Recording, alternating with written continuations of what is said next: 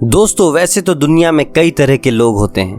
कुछ बहुत अमीर होते हैं, कुछ मिडिल क्लास और कुछ बहुत ही गरीब। लेकिन क्या आपने कभी एक्सपीरियंस किया है कि जिस इंसान को आपने भीख दी वो आपसे भी ज़्यादा अमीर हैं?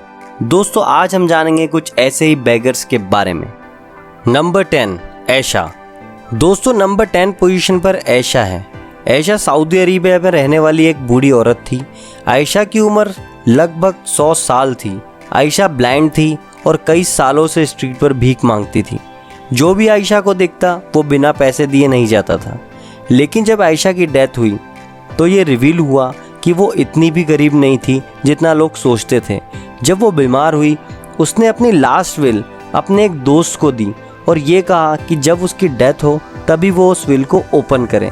जब विल ओपन हुई तो आयशा के पास 3 मिलियन रियाल मतलब 5 करोड़ इंडियन रुपीस थे और साथ ही साथ 4 बिल्डिंग की ओनर्स भी थी। नंबर 9 संभाजी काले। दोस्तों संभाजी काले इंडिया की ड्रीम सिटी मुंबई में रहते हैं। संभाजी अपने जीवन का गुजारा भीख मांग के ही चलाते हैं।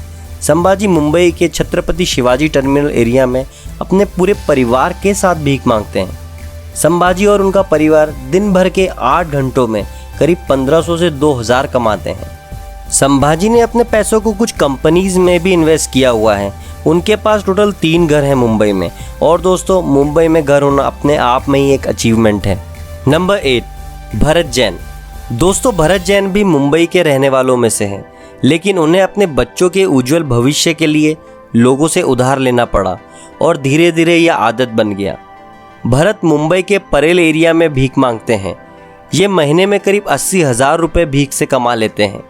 भरत के पास मुंबई में 2 प्रॉपर्टीज हैं जिसमें से एक की कीमत है करीब 90 लाख। भरत के पास एक जूस शॉप भी है जिससे हर महीने 10,000 रुपये का रेंट भी आता है। Number 7 Simone writes. Simone London UK में रहते हैं और सिमोन की उम्र करीब 50 साल है। वैसे लंदन जैसी जगह पे कम ही लोग भीख मांगते हैं, इसीलिए लंदन की कोर्ट ने सिमोन के भीख मांगने पर रोक लगाई है, लेकिन फिर भी वो बाज नहीं आते हैं। सिमोन अपना लिविंग स्टैंडर्ड मेंटेन करने के लिए भीख मांगते ही रहते हैं। सिमोन अपने पेट डॉग के साथ अक्सर रेलवे स्टेशन पर दिखाई देते हैं। और आपको ये सुन के हैरानी होगी कि सिमोन साल भर में करीब 50,000 पाउंड कमा लेते हैं। अगर इंडियन रुपीस के हिसाब लगाएं तो ये 50 लाख होते हैं। और सिमोन जहाँ पर रहते हैं उस जगह की कीमत है 2.5 करोड़ इंडियन रुपीस। नंबर 6 मस्सू। मस्सू भी दोस्तों मुंबई में ही रहते हैं। मस्सू दिन भर में करीब 8 से 10 घंटे भीख मांगते हैं। मस्सू डेली अपनी फिक्स प्लेस पर ऑटो या कार से आते हैं और दिन भर भीख मांगने के बाद ऑटो या कार से रिटर्न घर आ जाते हैं। मस्सू दिन भर में करीब 50,000 रुपीज़ कमा लेते हैं। इसके अलावा मस्सू के पास 50 लाख की प्रॉपर्टी भी है दोस्तों। Number 5 Ted Williams. दोस्तों हमारे जो अगले रिचेस्ट बेगर हैं वो दूसरों से कुछ अलग हैं। ये अलग इसलिए हैं क्योंकि जब इनके पास कुछ पैसे आ गए थे तो इन्होंने बेगिंग छोड़ दी थी। टेड ने फॉर्मर रेडियो अनाउंसर का भी काम किया है और उसी दौरान उन्होंने अपनी drug and alcohol addicted life का भी जिक्र किया।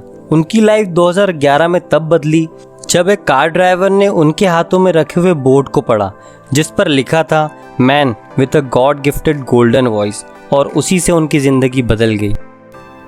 नंबर 4 कृष्ण कुमार गीते। दोस्तों कृष्ण कुमार भी मुंबई से हैं और आप जानते ही हैं मुंबई बेगर्स को भी बिलियनियर बना देता है। कृष्ण कुमार एक दिन का 2,000 रुपये तक कमा लेते हैं। ये अक्सर आपको सीपी टैंक नियर चार्नी रोड पर मिल ही जाएंगे। बाकी सभी बेगर्स की तरह कृष्ण कुमार के पास भी मुंबई में प्रॉपर्टीज़ हैं। उनके पास नाला सोपारा में फ्लैट है जहाँ पर वो उनके भाई के साथ रहते हैं। नंबर 3 सरवातिया देवी।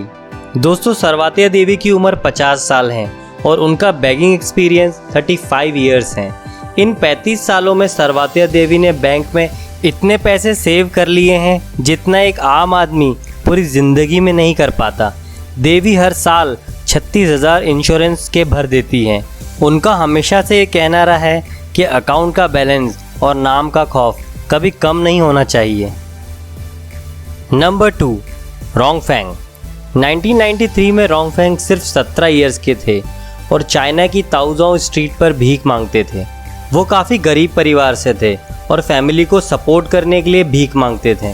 एक बार जब रोंगफेंग एक नूडल शॉप के पास भीख मांग रहे थे, तब शॉप ओनर ने उन्हें देखा। ओनर ने जब उस छोटे बच्चे को भीख मांगते हुए देखा तो उसे उस पर दया आ गई। ओनर ने रोंगफेंग को नूडल्स भी खिलाई और जॉब पर भी रख लिया। समय बीतता गया और कुछ सालों बाद रोंगफेंग ने कड़ी मेहनत करके मिलियनियर बने और उसी नूडल शॉप ओनर को थैंक्स गिविंग तौर पे $1,63,000 दिए। ये इंडियन रुपीस में 1,19,00,000 होते हैं। नंबर 1, प्रोफेसर एरविन कोरे। हमारे लिस्ट में एरविन वो बैगर हैं जो अपने लिए नहीं दूसरों के लिए बैगिंग करते थे। एरविन दुनिया के बेस्ट कॉमेडियंस में से एक थे। वो हर रोज़ मैनहट्टन की ट्रैफिक सिग्नल पर न्यूज़पेपर बेचते थे।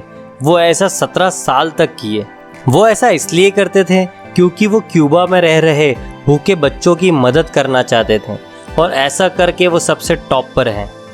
दोस्तों, आपको हमारा वीडियो अगर पसंद आया है तो इसको लाइक कीजिए, कमेंट कीजिए और सब्सक्राइब करना ना भूलिए ताकि हमारी वीडियोस आपके पास जल्दी आए।